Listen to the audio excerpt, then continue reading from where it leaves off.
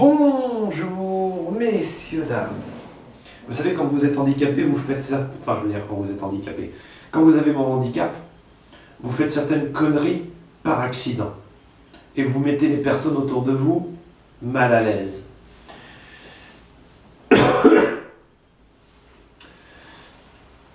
Une fois, un membre de ma famille avait invité une copine à elle. Et elle entre, s'assoit dans la salle, c'était chez ma mère. Moi j'arrive, puis je dis bonjour, comme ça se fait normalement, tout et tout, puis tout d'un coup je vais vaquer à mes occupations. Je passe du meuble à chaussures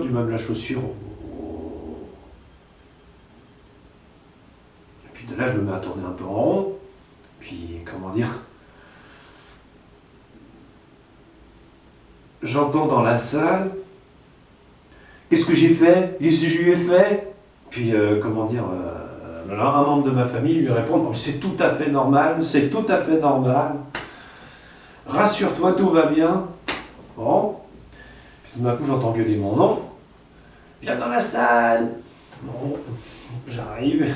Puis, de là, on me demande gentiment de m'asseoir. Je m'assois, je dis, bon, bah voilà, quoi, j'ai quelques petits problèmes, hein. On va pas se mentir. Je lui explique, puis bon, tout rentre dans l'ordre. Imaginez un peu le bordel au travail. Les Restos du Cœur, par exemple, je ne me suis pas intégré. Je ne me suis pas intégré du tout. C'est triste à dire, mais je me rends bien compte de mes difficultés. Mais je pensais pas que c'était à ce point-là, quoi. Maintenant, quand j'y repense, ce qui se passe, c'est que j'ai tendance à tourner en rond et à tourner en rond. Ensuite, comment dire, j'évite tout le monde. Donc, difficile d'avoir un relationnel avec quelqu'un.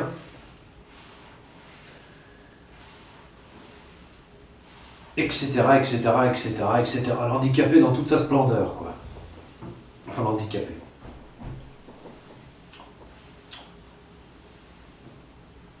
Quelqu'un atteint d'une maladie mentale.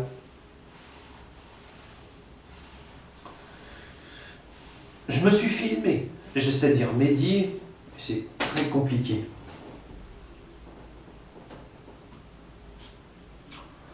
Donc voilà, ça m'énerve.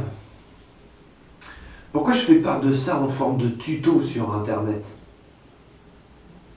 C'est parce que mon sale comportement et mon sale caractère commencent à surjaillir sur ma vie personnelle. Je m'en suis bien rendu compte. Si j'ai pas réussi au Resto du Cœur, c'est parce qu'il y avait une bonne raison à ça. C'est pas parce que je travaillais mal, je travaillais bien, j'étais l'un des meilleurs. Mais c'est parce que mon relationnel avec les autres était plus que merdique.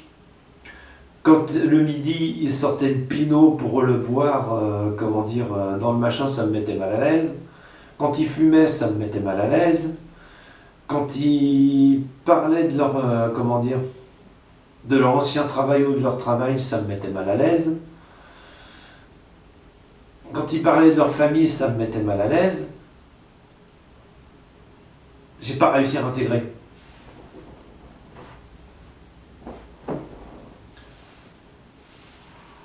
Tout simplement. Parce que pour moi, au travail, seul compte le travail.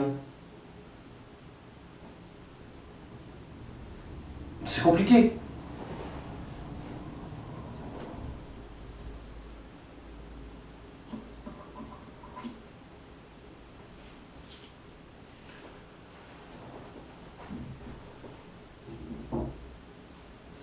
Imaginons que quelqu'un rentre dans ma salle, lise un de mes livres. Ça me mettrait terriblement mal à l'aise. Imaginons qu'il regarde des statuettes et qu'il se mette à les tripoter. Alors là, ça me met beaucoup mal à l'aise. Là, ça me met très très mal à l'aise. Hein. Maintenant, imaginons qu'on me touche pour m'embrasser ou me faire la bise. Jamais je fais la bise. Enfin, jamais. J'évite toujours. Il y a une bonne raison à ça. C'est que j'aime pas la bise. Hein. j'aime pas les contacts humains là où on tripote. Là, ça me met terriblement mal à l'aise.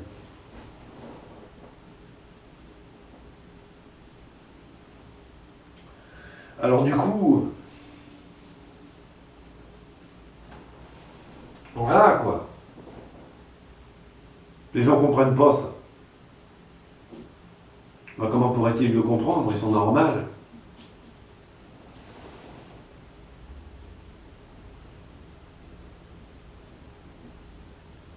Moi, ça m'énerve.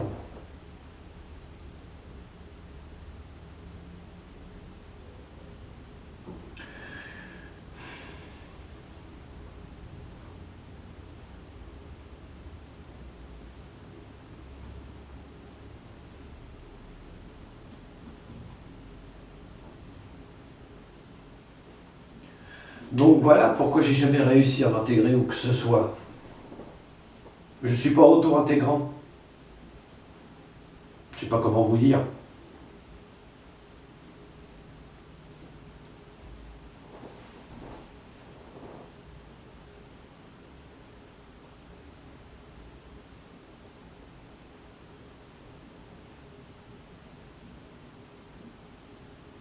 Mais là, au Resto du Cœur, quand ils ont sorti le demi-litre de litron de vin de merde, plus le tabac que je peux pas sentir, un midi, tous les midis quasiment, je me suis dit j'ai pas ma place là-dedans. J'ai pas ma place là-dedans. Alors j'ai foutu le camp.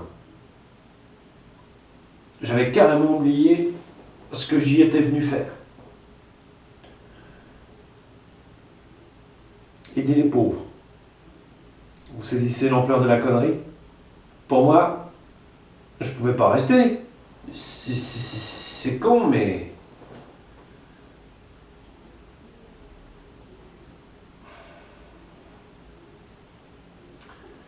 Action, vérité. J'ai connu la pauvreté pendant la moitié de ma vie. L'extrême pauvreté du côté de ma mère.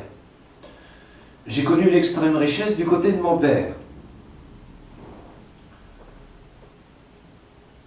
Mais mon père n'a fait de cadeau à personne, même pas à ses enfants.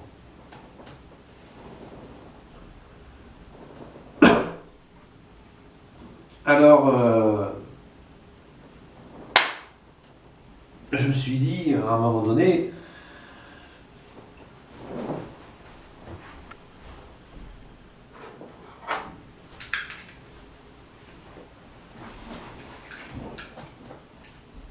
je vais enfiler ça et je vais aider mon prochain. J'arrive là-dedans et cette saloperie de handicap me rattrape.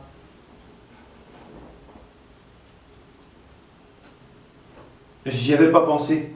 La psychiatre m'avait prévenu. Elle m'avait dit ça, c'est une erreur. Puis c'est trop tôt. Puis moi j'étais là, je peux travailler, hein. Puis, non, non. L'infirmière me dit, mais pourquoi est-ce que vous pensez qu'on vous verse 900 € par mois? Et j'étais là, parce que vous pouvez pas travailler pour l'instant. Et j'étais là, bon, d'accord. Mais voilà, je voulais tellement aider que j'ai foncé et j'ai fait une connerie. Maintenant, pour récupérer ma place, c'est mort. Mais d'un autre côté, si j'ai pas réussi à m'intégrer une fois, j'aurais pas réussi à m'intégrer une deuxième. Non, il faut que je trouve autre chose. Mon truc, c'est pas le travail. Mon truc, c'est plutôt la récolte de fonds. Il faut que je trouve autre chose.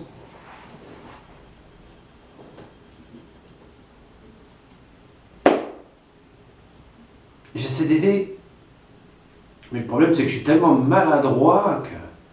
Oh, la maladie entraîne certaines choses, comme des tremblements et des convulsions.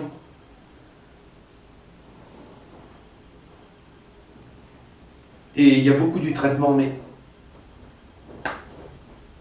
on n'y peut rien. Moi, j'essaie d'y remédier comme je peux. Il n'y a qu'à voir quand je tiens le caméscope.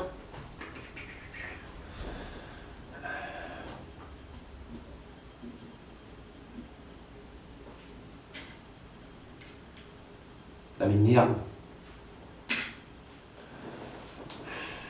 Donc voilà quoi.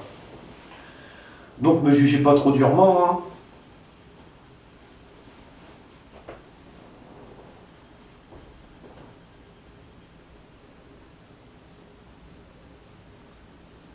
Oui, j'ai bossé dans différentes associations et continue de bosser maintenant dans d'autres associations.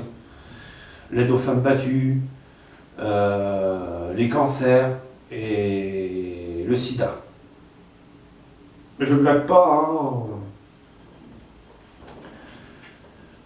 J'ai bossé pour les Restos du Cœur, mais je crois que les Restos du Cœur ne veulent plus de moi.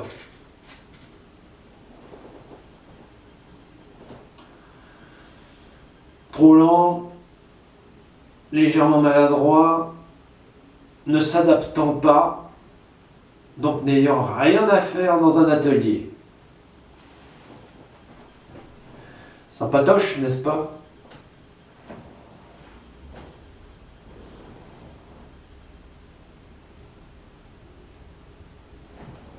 On est là.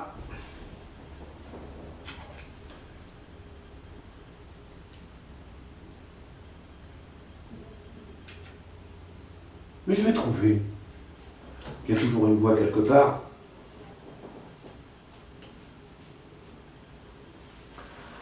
Voilà. C'était pour faire le bilan, qui était pas bien glorieux. C'est le mot. Pour l'instant. Bah pour l'instant, je peux pas travailler.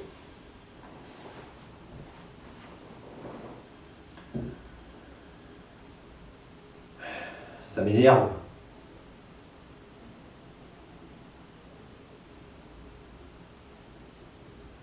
Ça m'énerve.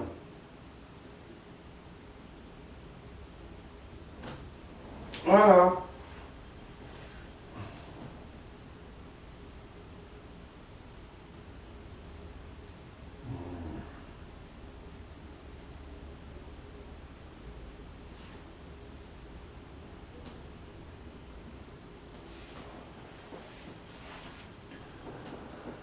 Faut que je passe à la suite de mes plans et je le sens mal le plan.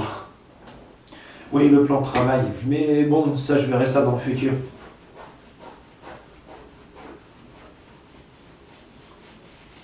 Voilà. Ah, vous savez tout. J'espère que j'ai pas trop parlé, que je me suis pas trop mis à découvert. Je suis vraiment désolé pour la copine de la famille, de mon comportement qui était ridicule. Je suis vraiment désolé de mon comportement en général que j'ai eu au Resto du Cœur, qui était contre-productif. Mais j'y peux rien, c'est comme ça. Entendons-nous bien. Je ne bois pas parce que j'ai vu mon père boire et s'autodétruire avec l'alcool. Je ne fume pas parce que j'ai vu ma mère mourir. Je suis en train de voir ma mère mourir d'un cancer. Et tout ça, on me demande de le tolérer des autres.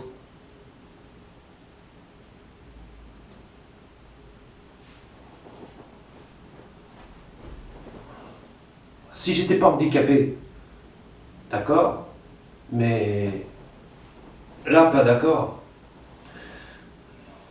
Alors si en plus c'est des connaissances à moi et que je les aime bien, bah ça a tendance à me foutre en rogne, quoi. Donc plutôt que de faire des réflexions à la con, malvenues, et de vider le litron de vin en place publique et de détruire le tabac en place publique, j'ai préféré partir.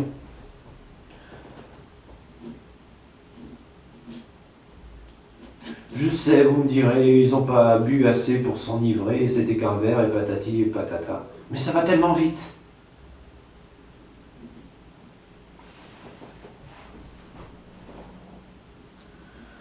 Ça va tellement vite. Le truc le plus violent auquel j'ai dû faire face, je vous explique. J'avais vu un membre de ma famille quand on était petit, c'était dans un couloir. Mon père avait un verre de scotch à la main. Il était à peu près à 4 ou 5 mètres. Et elle était allée faire l'andouille dans le couloir. Lui, il a pris le verre de scotch. Elle avait 6 ans. Et splaf! Juste au-dessus de la tête, il a atterri le verre. Il y a encore la marque sur le placard.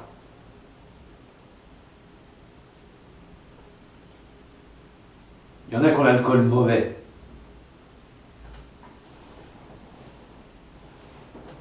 Mais bon, j'ai assisté à des trucs quand j'étais gosse auxquels j'aurais pas dû assister. Mais ça, ma mère y a remédié.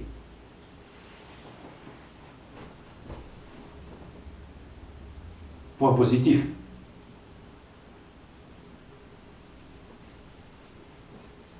C'est compliqué. J'ai toujours eu un relationnel compliqué avec les autres, donc je comprends la complication et l'addiction.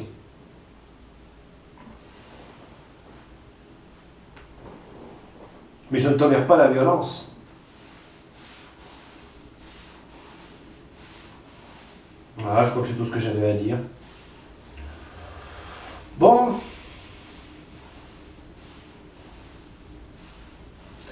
Tout ça pour dire quoi? Ne me jugez pas trop durement.